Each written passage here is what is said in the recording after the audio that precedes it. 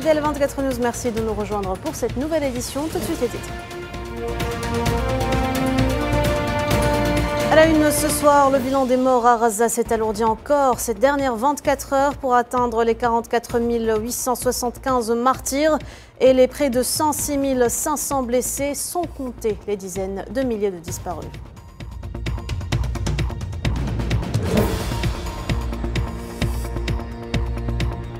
Dossier syrien, l'Union européenne annonce un premier pont aérien dédié à l'acheminement de l'aide humanitaire.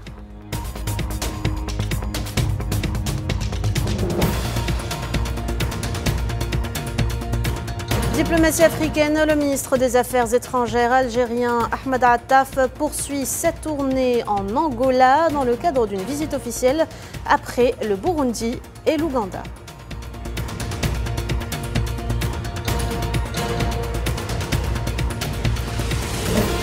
Diplomatie algérienne toujours, la secrétaire d'État auprès du ministère algérien des Affaires étrangères chargée des affaires africaines rencontre le président de la transition burkinabé, Ibrahim Traoré, porteuse d'un message de la part du président Abdelmajid Tebboune.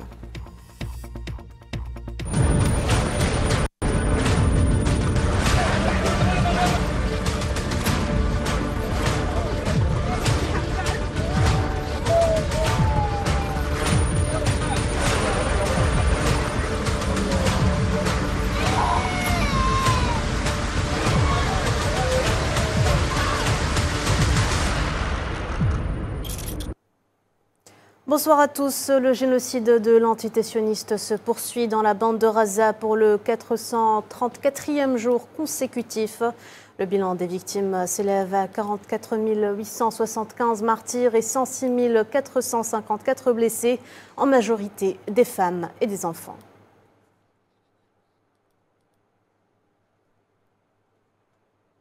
Le camp de déplacés de Nusayrat au centre de la bande de Gaza, une nouvelle fois touché par de nombreux bombardements sionistes dans la nuit de jeudi à vendredi.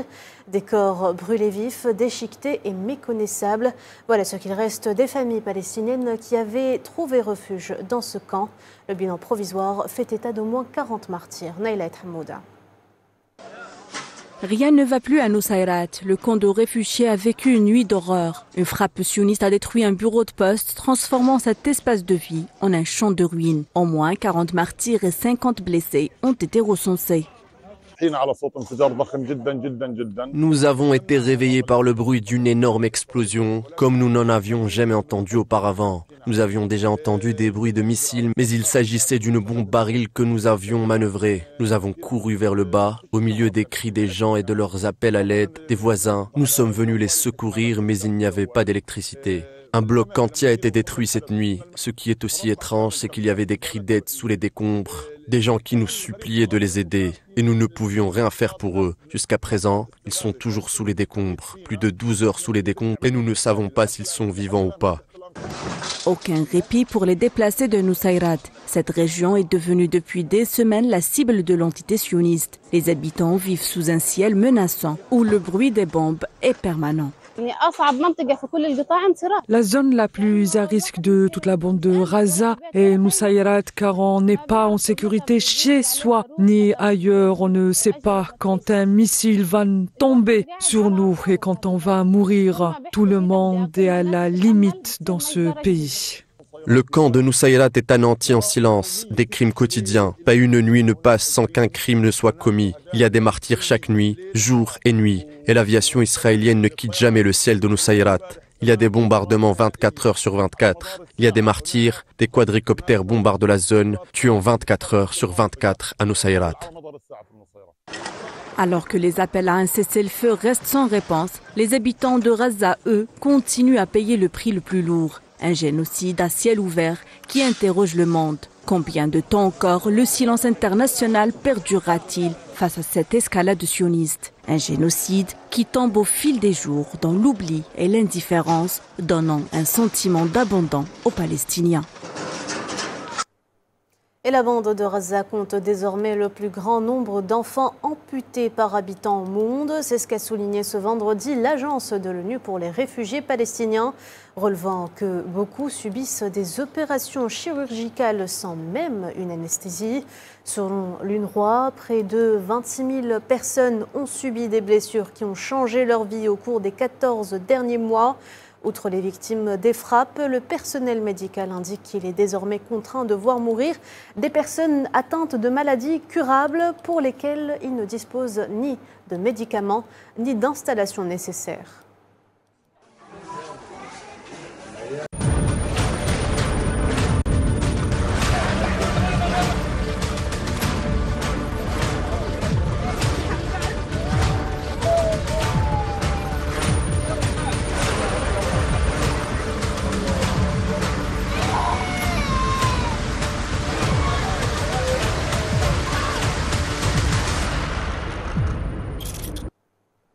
Situation en Syrie, je vous le disais en titre, l'Union européenne a annoncé ce vendredi le lancement d'un pont aérien humanitaire destiné au pays via la Turquie. Première aide européenne de ce type depuis la chute de Bachar al-Assad.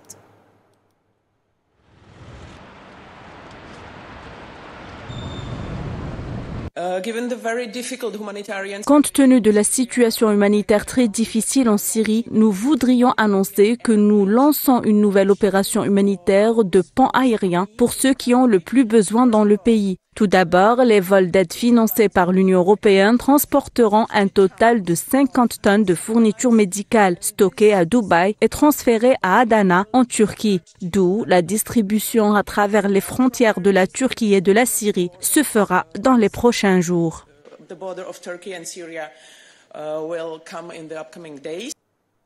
Et de son côté, le chef de la diplomatie chinoise Wang Yi a déclaré aux côtés de son homologue égyptien Samah Shoukry en visite à Pékin que leurs deux pays sont profondément préoccupés par la situation en Syrie, appelant au respect de la souveraineté de ce pays. Les deux côtés sont profondément préoccupés par la situation actuelle en Syrie et appellent au respect de la souveraineté de ce pays. L'Indonésie a procédé au rapatriement de 37 de ses citoyens résidant en Syrie après l'annonce par le gouvernement de transition syrien de sa prise officielle du pouvoir. Le pays prévoit d'autres opérations de rapatriement afin d'assurer la sécurité de ses ressortissants.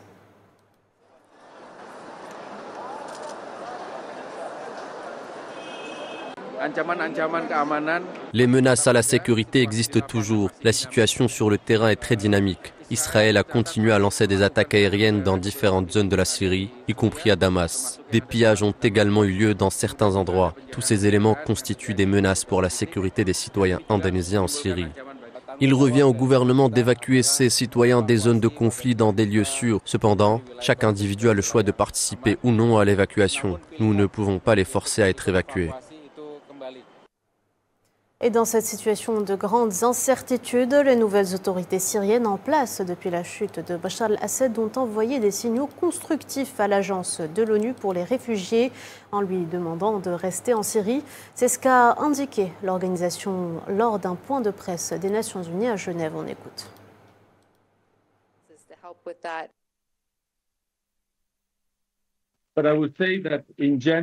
Les premiers signaux qui nous envoient sont très constructifs. Ils sont constructifs dans le sens où ils disent qu'ils nous souhaitent de rester, qu'ils veulent que nous restions en Syrie, qu'ils apprécient le travail que nous faisons maintenant depuis de nombreuses années, qu'ils ont besoin que nous continuions à faire ce travail et que ce qui est le plus important pour nous, ils nous fourniront la sécurité nécessaire pour mener à bien ces activités. Toujours en Proche-Orient, un incendie survenu dans une maison de retraite à Amman, la capitale jordanienne, a fait 6 morts et 60 blessés, dont 5 grièvement. Le feu s'est déclaré vendredi matin au premier étage de l'établissement et s'est propagé sur une surface de 80 mètres carrés dans le centre Al-Usra al-Baïda qui hébergeait 111 résidents. Une enquête a d'ailleurs été ouverte pour déterminer les causes de l'incendie.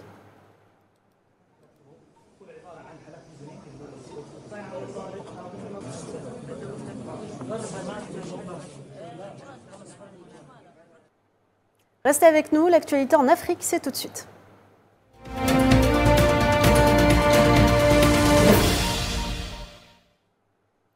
En sa qualité d'envoyé spécial du président Abdelmajid Tebboune, le ministre d'État, ministre des Affaires étrangères algérien Ahmed Attaf est arrivé ce soir à Ouanda, la capitale de la République d'Angola, en visite officielle.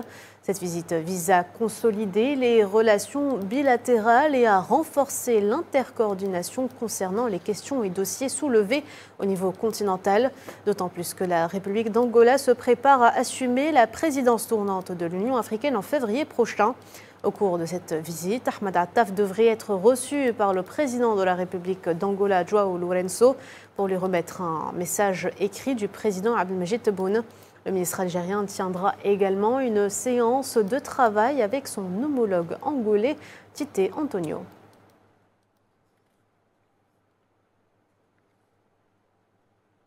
Plus tôt ce vendredi, Ahmed Attaf a également été reçu à Kampala par le président ougandais Yoweri Museveni, et ce dans le cadre de la visite officielle qu'il effectue en sa qualité d'envoyé spécial du président de la République Abdelmajid Tebboune.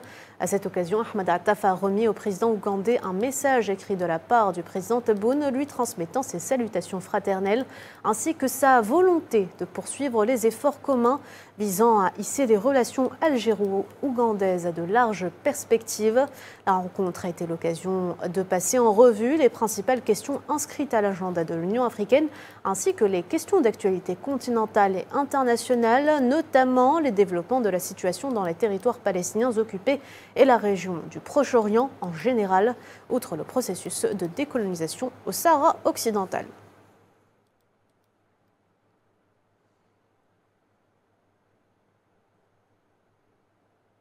Dans ce contexte, Ahmed Attaf a tenu une séance de travail avec son homologue ougandais, Hadji Aboubakar Djedje Odongo.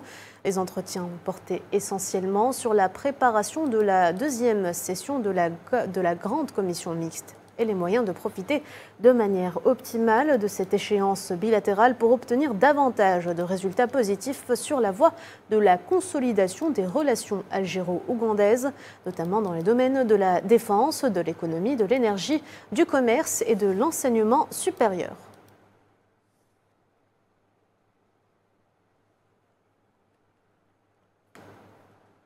On parle justement de cette tournée africaine du chef de la diplomatie algérienne avec notre invité du 19h.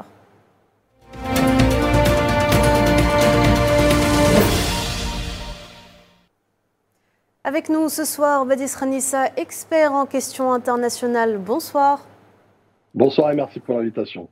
Avec plaisir. Alors, Badis Khanissa, après le Burundi, l'Ouganda, c'est en Angola que s'est rendu le chef de la diplomatie algérienne avec plusieurs points au menu de ses visites, à l'instar du renforcement des relations bilatérales dans les secteurs clés, notamment dans les domaines de la défense, de l'économie, de l'énergie, du commerce, mais également de l'enseignement supérieur.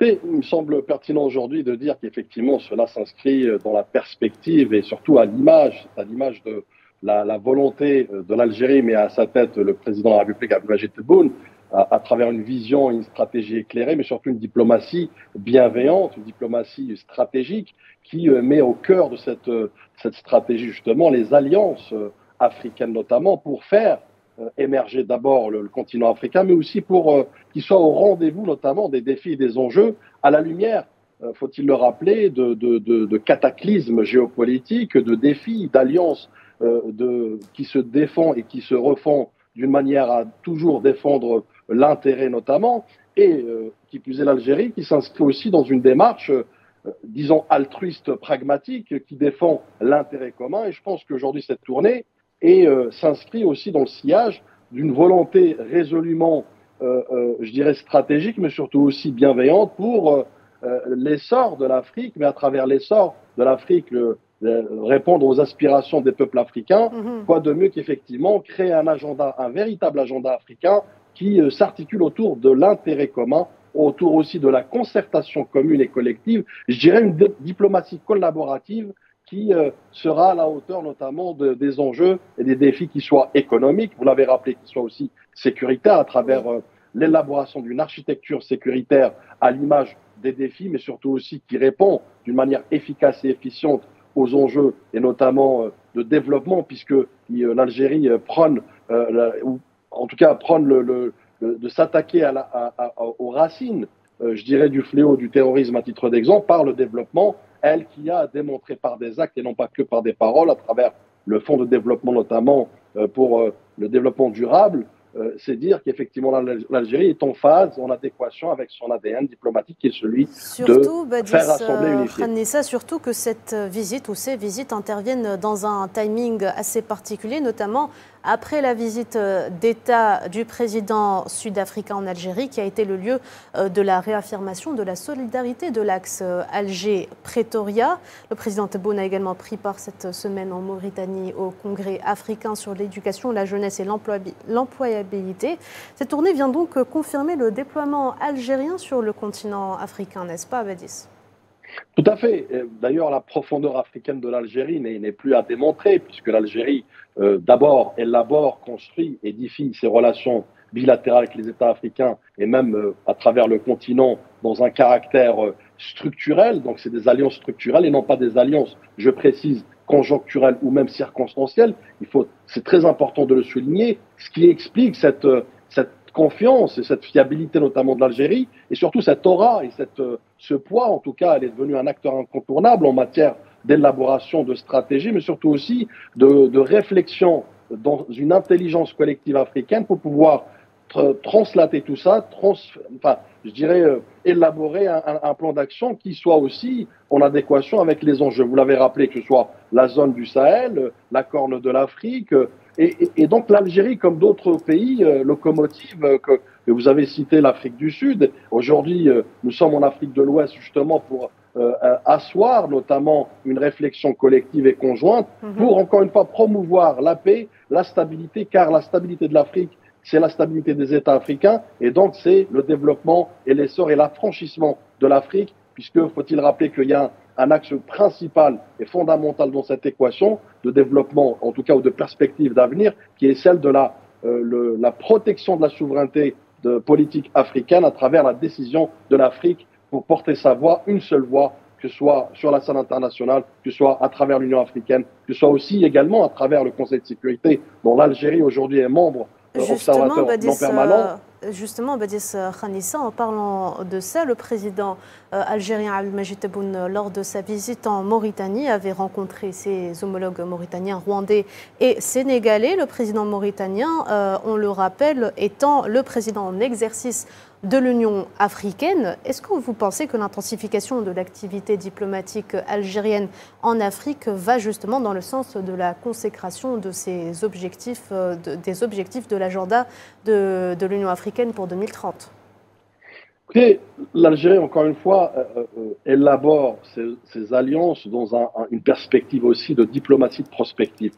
C'est très important de le rappeler. L'Algérie a démontré par le passé qu'il faut qu'il y ait une synergie justement de réflexion, mais surtout d'action notamment. C'est ce que j'ai qualifié cette diplomatie collaborative. Donc les États doivent prendre part, et là j'en veux pour preuve, le pacte de l'avenir notamment à l'échelle au niveau du Conseil de sécurité et l'ONU doit être justement porté d'une manière effective, avec une volonté, je dirais, résolument dirigée vers justement le collectif et l'intérêt commun. Et quoi de mieux que l'Algérie effectivement aujourd'hui dans ce travail de concertation, de brainstorming diplomatique, si on peut appeler ça comme ça, à travers aussi un président de la République, Abdelmadjid Tebboune, qui est en totale, je dirais, adéquation avec son discours rassembleur pour unifier les frères africains, pour aussi donner toutes les potentialités et toutes les opportunités à l'Afrique pour qu'elle puisse, encore une fois, être au rendez-vous, et à travers cela aussi, impulser un espace géopolitique, notamment stratégique,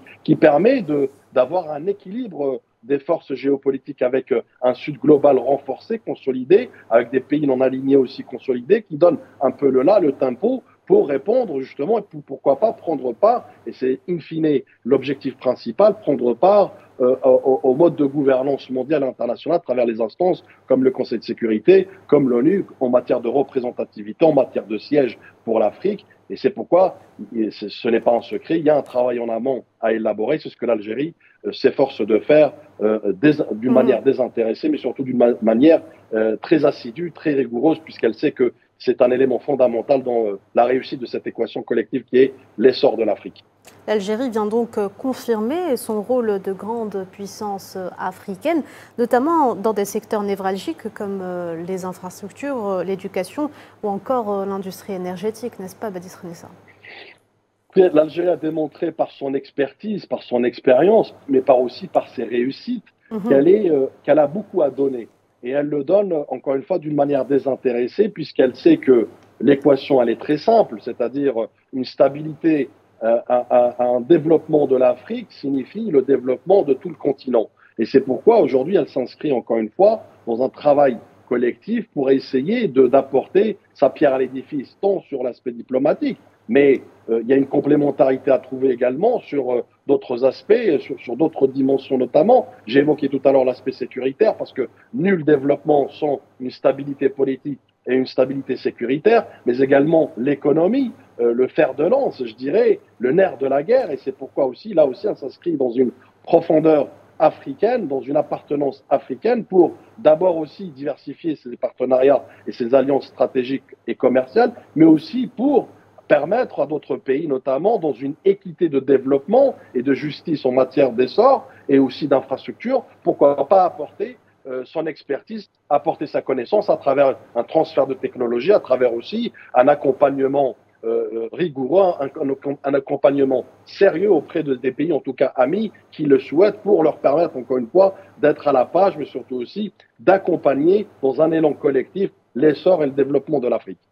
Alors pendant que le chef de la diplomatie algérienne est en tournée continentale, la secrétaire d'État auprès du ministre des Affaires étrangères chargée des affaires africaines, Salma Berta Mansouri, a pour sa part, dans le cadre d'une visite au Burkina Faso, remis une lettre du président algérien au président de la transition burkinabé Brahim Traoré. Peut-on dire à travers cette visite que l'Algérie s'impose comme un modèle de stabilité, en particulier dans la conjoncture actuelle de lutte contre le fléau terroriste ? Plus que ça, je dirais même, sans être chauvin, l'Algérie a su être garant de la paix, notamment, et des solutions pacifiques. Il faut le rappeler. L'Algérie a su aussi, par son expertise, son expérience en matière de lutte antiterroriste, mais également par son ADN révolutionnaire, elle a permis effectivement d'être cette force de proposition positive et constructive, notamment en matière de résolution des conflits. Et c'est pourquoi elle est soucieuse et consciente, pleinement consciente, de l'enjeu qui se trame aujourd'hui contre l'Afrique, comme on l'a dit en introduction prélude, qu'effectivement nous vivons dans un monde en totale fébrilité, dans une fragilité diplomatique absolue, dans lesquelles les alliances doivent se faire d'une manière intelligente, mais surtout aussi collective. Et c'est pourquoi elle met cet aspect au cœur justement de la réflexion de l'Afrique à travers son agenda. L'Algérie se veut être aussi un partenaire fiable, puisqu'elle est garante de cette stabilité. Elle est partenaire, elle accompagne notamment, et vous avez évoqué le Burkina Faso, je dirais pierre angulaire dans le Sahel, à travers un processus, un dispositif de réflexion, mais aussi d'action, mais sans pour autant, bien évidemment, je dirais, aller à l'encontre de sa doxa, de sa doctrine militaire notamment, à savoir la non-ingérence et surtout la non-intervention au-delà de ses frontières, notamment les frontières algériennes. Mais elle considère qu'effectivement, s'attaquer aux racines du mal, j'ai envie de vous dire, qui est le terrorisme, c'est fondamentalement s'attaquer d'abord à la précarité, à la pauvreté, à la misère, notamment dans certains pays africains, pour apporter justement cette justice sociale, cette justice face au développement et cette équité pour leur permettre d'avoir des leviers entre les mains. Et l'Algérie s'affaire notamment énergiquement pour permettre à ces pays notamment d'avoir toutes ces opportunités notamment et surtout à répondre aux aspirations de leur peuple et endiguer les fléaux, puisqu'on sait que le terrorisme, en règle générale, son terreau de recrutement est souvent les pays en instabilité politique, mais surtout avec une précarité de leur population. L'Algérie est également un modèle en matière de développement. On le sait, Alger a consacré 1,5 milliard de dollars via l'agence de coopération et de solidarité pour accompagner et aussi réaliser des projets de développement des infrastructures et aussi améliorer la condition de vie en Afrique. Pensez-vous que la promotion du développement inter-africain peut être une solution pour satisfaire les aspirations de la jeunesse africaine ? Écoutez, c'est un levier important, principal, je dirais même, puisque l'Algérie, depuis des décennies, a conçu effectivement cette solution pour endiguer notamment le fléau du terrorisme, mais pas que, le fléau de l'insécurité, le fléau de la grande criminalité, les bandes organisées, le crime international. Donc, quoi de mieux effectivement que le développement économique. Et pour ce faire, l'Algérie, dans son élan aussi, il faut rappeler et revenir maintenant sur le premier mandat et maintenant le deuxième mandat du président de la République, Abdelmadjid Tebboune, qui se veut être l'homme de la transformation, l'homme des réformes et surtout l'homme de la diversification économique et une économie qui plus est collaborative, je dis, puisqu'elle s'inscrit aussi dans l'entraide et la solidarité avec les autres pays africains, surtout en tout cas pour ceux qui sont en situation de fragilité. Donc il est fondamental aujourd'hui d'inclure cette solution dans une solution globale, dans une solution pragmatique où l'Algérie est un pays pivot et l'Algérie a un rôle incontournable, notamment aux côtés d'autres locomotives. L'Algérie a su, encore une fois, être un modèle non seulement de stabilité, un modèle aussi de transformation, puisqu'elle le démontre sur le terrain d'année en année, notamment à travers son essor, je dirais son développement économique, mais aussi sa stratégie de prospective notamment. Donc, elle souhaite justement s'inscrire dans cet élan altruiste et permettre au pays, à travers une économie forte, à travers aussi, je dirais, une Afrique forte qui permet de, pourquoi pas, aller au-delà de ces périmètres et de ces frontières pour s'asseoir dans la table des decision makers, on va dire, et surtout qu'elle soit aussi à la hauteur des défis, comme je l'ai expliqué, qu'ils soient enjeux géopolitiques, géostratégiques, et quoi de mieux que renforcer, consolider les relations bilatérales, multilatérales, animées toujours et alimentées par un intérêt commun, l'intérêt de l'autre, et surtout aussi défendre, je dirais même un projet panafricaniste beaucoup plus vertueux qui met les peuples africains au cœur du réacteur de la décision politique africaine.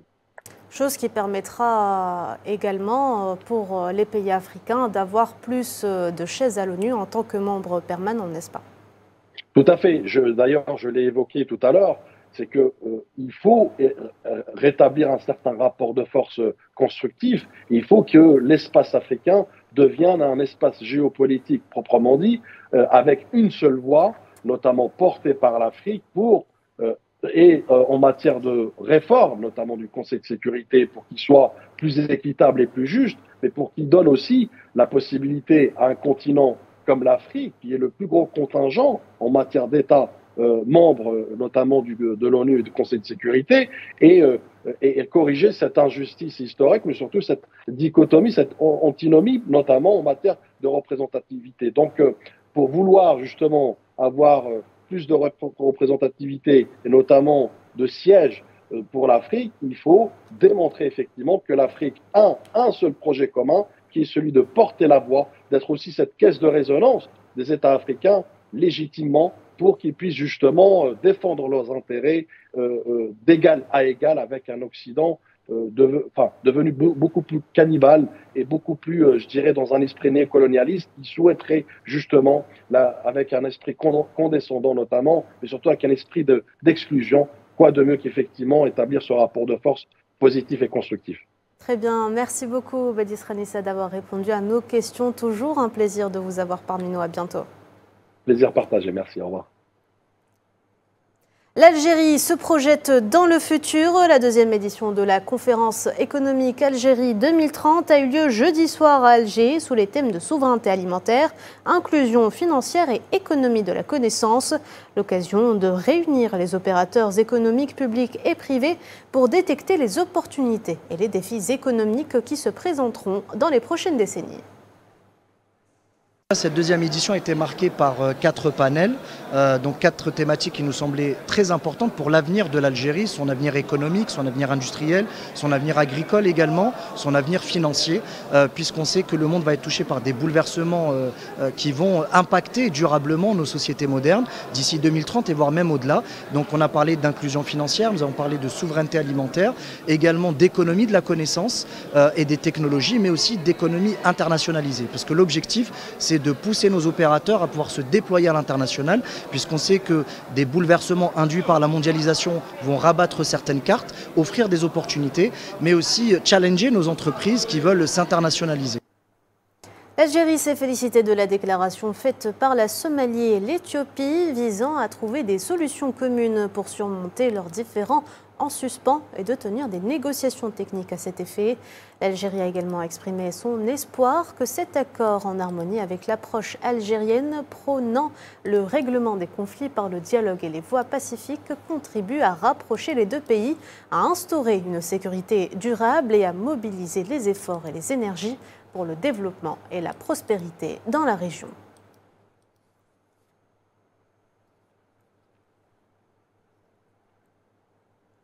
On en parlait tout à l'heure en titre, la secrétaire d'État auprès du ministre des Affaires étrangères chargée des affaires africaines, Salma Barta Mansouri, a été reçue ce vendredi par le président du Burkina Faso, Ibrahim Traoré. À cette occasion, elle lui a remis un message écrit de la part du président algérien Abdelmadjid Tebboune. Lors de cette rencontre, Salma Mansouri a mis en avant les liens de coopération entre l'Algérie et le Burkina Faso, qualifiant les deux pays de nations sœurs partageant un passé commun et un avenir solidaire. Les discussions ont également porté sur les moyens de renforcer cette coopération dans divers domaines, notamment l'enseignement supérieur, le développement socio-économique et les questions humanitaires. L'Algérie et le Burkina Faso, deux pays frères qui partagent une histoire commune et un avenir commun. On a fait un point sur les voies et moyens de redynamiser la coopération bilatérale dans divers secteurs.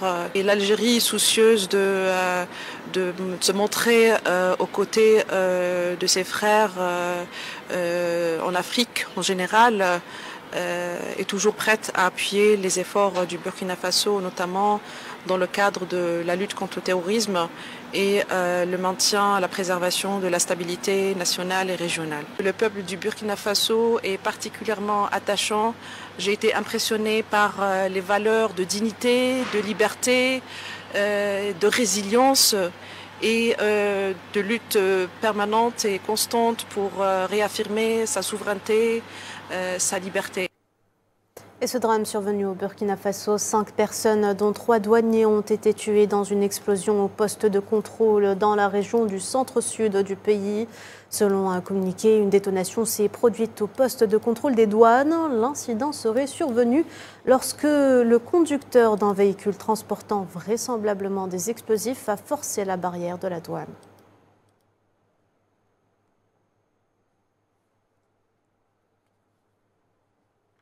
Le gouvernement nigérien a annoncé qu'il allait porter plainte contre Radio France Internationale RFI pour désinformation, incitation au génocide et au massacre intercommunautaire, en plus de la suspension pour 3 mois de la diffusion sur le territoire national des programmes de la British Broadcast Corporation, BBC, avec effet immédiat.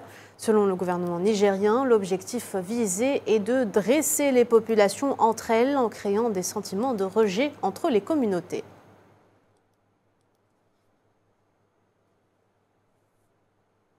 Le secrétaire général des Nations Unies a exhorté jeudi les pays riches à honorer leurs engagements pour aider les pays pauvres à lutter contre le changement climatique. Dans un discours devant le Parlement du Lesotho, Antonio Guterres a réitéré son espoir de voir l'Afrique disposer bientôt de sièges permanents au Conseil de sécurité de l'ONU. Tininan Makassi. À 1 an de la fin de son 2e mandat, en tant que secrétaire général des Nations Unies, Antonio Guterres semble vouloir faire de la réforme du Conseil de sécurité de l'ONU le projet phare de son passage à la tête de l'institution, dont les contradictions exacerbent les tensions internationales. Depuis le Parlement de Lesotho, Guterres réitère sa position. L'Afrique doit avoir droit à une meilleure représentation au sein du Conseil de sécurité. Depuis son élection en 2017, le diplomate portugais s'est montré comme un ardent défenseur de cette cause qui a mis des décennies à être étouffée dans l'œuf. Le dossier de l'Afrique pour une meilleure représentativité au sein des institutions internationales est pourtant étoffé. D'abord, l'Afrique, c'est impressionnant en chiffres. 17% de la population mondiale à elle seule. Le continent, c'est aussi environ 30% des réserves de ressources minérales, 8% de gaz naturel et 12% des réserves de pétrole. Le continent abrite en outre 40% de l'or de la planète et près de 90% des réserves mondiales de chrome et de platine. Sans oublier le fait que l'Afrique, c'est aussi 23% de la superficie des terres émergées de la planète. Autrement dit, l'Afrique est un pôle géopolitique à elle seule. Mais les puissances occidentales, farouches défenseuses du maintien de l'ONU et de son organe exécutif, voient dans cette réforme un déclin de leur fonctionnement séculaire, où la domination impérialiste est le maître mot. Cela dit, les bouleversements mondiaux que connaît l'échiquier mondial ont inversé la vapeur et sur la table des négociations, l'Afrique a avancé ses cartes et un terrain d'entente a été trouvé entre les deux parties. Dans un monde qui bouge sans cesse, où le déclin de l'Occident est une donne non négligeable pour le Sud globalisé, l'obtention de 2 sièges pour l'Afrique serait un premier pas pour des relations internationales plus équilibrées, en vue bien évidemment de la réparation historique dont a été victime le Sud global. Face à la menace terroriste, l'intégrité des frontières de l'Afrique du Sud demeure une préoccupation constante. Des terroristes internationaux ont réussi à entrer et sortir du pays en utilisant des documents de voyage et d'identité sud-africains. C'est ce qu'a indiqué jeudi devant le Parlement le ministre à la présidence en charge de l'Agence de sécurité de l'État.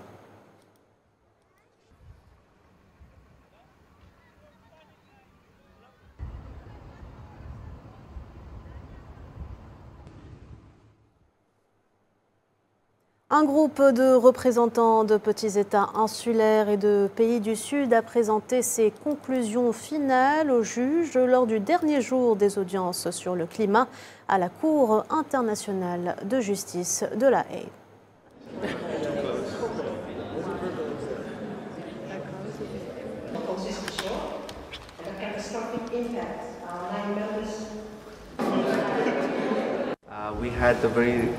Nous avons eu la chance exceptionnelle de pouvoir nous adresser directement à la Cour pour parler de la réalité du changement climatique chez les jeunes du Pacifique et des raisons pour lesquelles les jeunes ont lancé cette campagne il y a 5 ans. Pourquoi nous avons décidé de porter le changement climatique devant la plus haute juridiction du monde? Essentiellement, si l'on résume, si l'on condense tous les arguments qui ont été avancés, il s'agit d'une question de justice climatique. Cela donne un élément d'espoir car nous sommes venus ici en espérant qu'à la fin de tout cela, nous obtiendrons un avis consultatif favorable et nous gardons espoir parce que nous avons raconté nos histoires avec notre cœur. Nous avons parlé nos expériences et nous pensons que la loi est aussi de notre côté. Variole du singe, le nombre de cas de Mpox signalés depuis le début de l'année en Afrique a dépassé les 65 000, tandis que le nombre des décès s'élève aujourd'hui à plus de 1200 selon le Centre africain de contrôle et de prévention des maladies. Rien que la semaine dernière, le continent a signalé 3 545 nouveaux cas, dont 467 confirmés et 37 nouveaux décès, selon des données de l'Agence de santé spécialisée de l'Union africaine, indiquant que le Gabon, la Guinée, l'Afrique du Sud, la Zambie et le Zimbabwe étaient passés d'une transmission active à un stade contrôlé.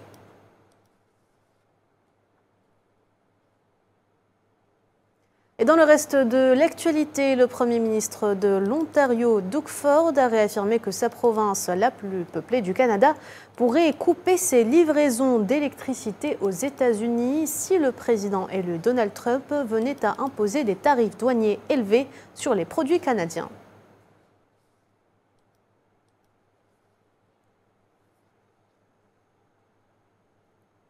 Près de 45 tonnes de cannabis ont été retrouvées par la police dans un hangar de Californie aux États-Unis sans que le propriétaire de la drogue ne soit toutefois identifié. Les forces de l'ordre ont été appelées par des voisins interpellés par une forte odeur de cannabis propagée qui se dégageait d'un entrepôt récemment construit dans lequel se trouvait la drogue empaquetée dans des sacs poubelles.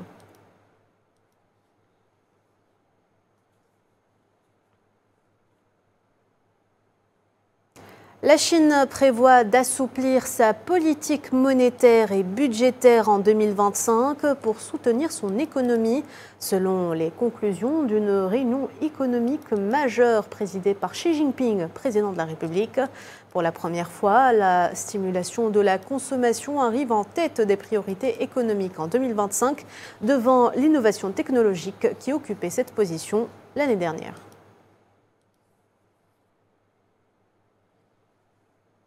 Le président français Emmanuel Macron a nommé ce vendredi le centriste François Bayrou comme nouveau Premier ministre en remplacement de Michel Barnier, renversé par une motion de censure historique la semaine dernière. Une décision qualifiée par certains experts de choix du compromis. Les détails, Safwan Ben Sabri. C'est en vieux briscard de la politique qu'il arrive à Matignon, après une carrière longue de 43 ans dont l'apogée est désormais atteinte. François Bayrou est le nouveau Premier ministre français. Nommé par Macron quelques jours à peine après la fin de fonction de Michel Barnier, qui lui lègue sa place. François Bayrou succède donc au Premier ministre au mandat le plus court de l'histoire de la Ve République, ce qui témoigne de la crise politique que traverse la France. Je trouve que notre devoir de citoyen, de père de famille, notre devoir de républicain,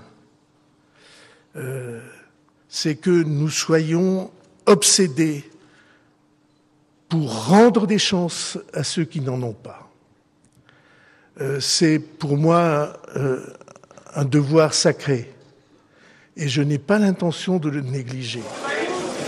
À François Bayrou, on ne peut pas enlever le mérite de l'expérience, mais le chef du MoDem arrive dans une conjoncture très particulière.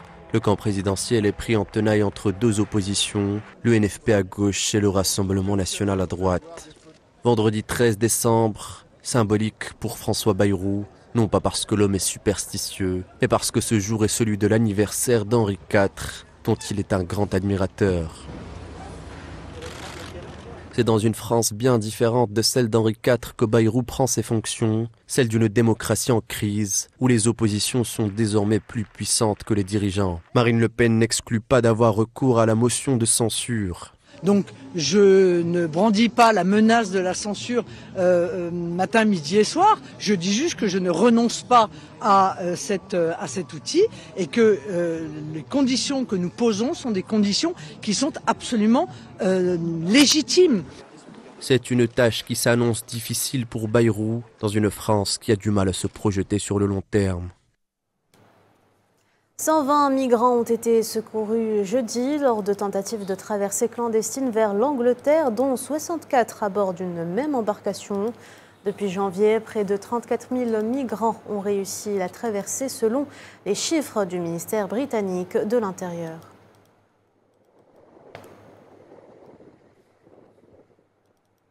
La ministre britannique des Finances, Rachel Reeves, a réagi après que les données officielles ont montré que l'économie britannique s'est contractée pour le deuxième mois consécutif en octobre, portant un coup au gouvernement travailliste qui a fait de la croissance économique une priorité.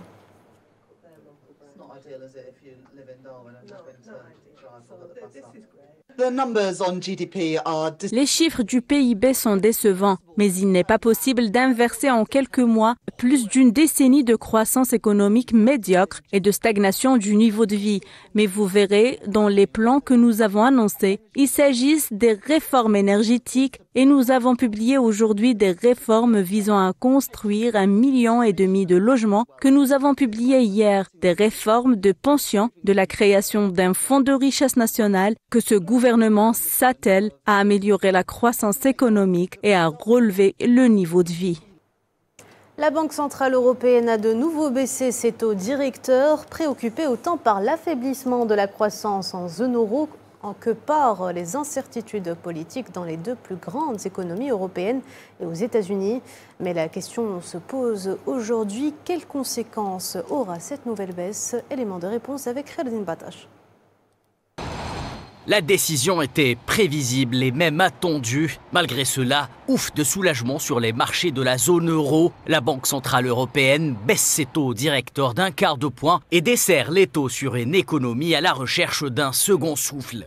Le Conseil des gouverneurs a décidé aujourd'hui d'abaisser les 3 principaux taux d'intérêt de la BCE de 25 points de base. En particulier, la décision d'abaisser le taux de facilité de dépôt, taux sur lequel nous orientons la politique monétaire. Mais en attendant les premiers effets de la décision de la BCE, la Banque de Francfort table désormais sur une hausse de 0,7% du PIB en 2024 contre 0,8% prévu auparavant, puis 1,1% en 2025 et 1,4% en 2026. L'économie a progressé de 0,4% au 3e trimestre, dépassant ainsi les attentes. La croissance est principalement due à une augmentation de la consommation, reflétant des facteurs exceptionnels qui ont stimulé le tourisme au cours de l'été. Elle est également due à la constitution de stocks par les entreprises. Toutefois, les dernières informations indiquent que la croissance perd de l'élan. Les enquêtes indiquent que l'industrie manufacturière continue de se contracter et que la croissance des services ralentit. Le risque de friction accru dans le commerce mondial pourrait peser sur la croissance de la zone euro en réduisant les exportations et en affaiblissant l'économie mondiale. La baisse de la confiance pourrait empêcher la consommation et l'investissement de se redresser aussi rapidement que prévu. Ce second souffle concerne donc bien particulièrement le secteur de la croissance, en berne depuis quelques temps, en partie à cause de la politique des resserrements des taux directeurs déclarés par les banques centrales européennes au nom de la lutte anti-inflationniste dans la foulée des tours de vis historiques de la Fed. Sur les questions plutôt extérieures, comme sur le protectionnisme, elle n'a pas non plus voulu donner d'orientation quant à l'orientation des prix et de l'inflation dans les mois à venir. Et ça aussi, c'était un point attendu, parce que le protectionnisme pourrait être à la fois inflationniste pour l'Europe ou désinflationniste. Ça dépendra évidemment de l'ampleur des mesures prises par Donald Trump à partir du mois de janvier. Effectivement, les clients sont très attentistes sur l'évolution des taux directeurs et notamment des annonces faites par la Banque centrale européenne. Ça a une influence sur leurs décisions de financement. Et toute surprise économique engendre également des surprises au niveau des anticipations des problématiques des clients. Après une stagnation qui a duré pendant toute l'année 2023, l'économie de la zone euro a tenté tant bien que mal de résister à de nombreux chocs en 2024, à commencer par celui de l'inflation. Avec cette 3e baisse consécutive des taux directeurs, les investisseurs espèrent qu'ils pourront enfin avoir accès à des financements assouplis. Le secrétaire général de l'ONU se dit très inquiet de l'escalade des violences en Birmanie qui ont provoqué de nouvelles souffrances et de nouveaux déplacements, réitérant son appel à toutes les parties au conflit de mettre un terme à la violence.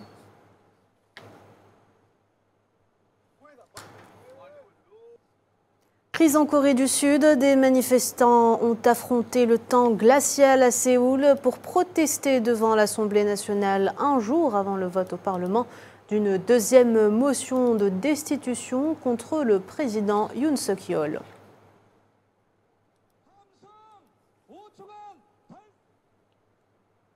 En Colombie, l'exploitation minière illégale est pratiquée dans la majeure partie du pays de l'État et l'État doit encore faire face à de graves lacunes dans la lutte contre ce phénomène.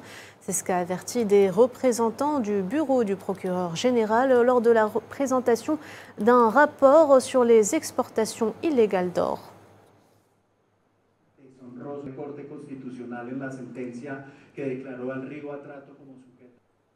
Voilà, Madame, Monsieur, c'est la fin de cette édition. Merci de l'avoir suivi. Vous pouvez revoir ce programme sur nos réseaux sociaux ou en scannant le QR code qui s'affiche en bas de votre écran. L'actualité continue sur Al24 News. Quant à moi, je vous dis à dimanche.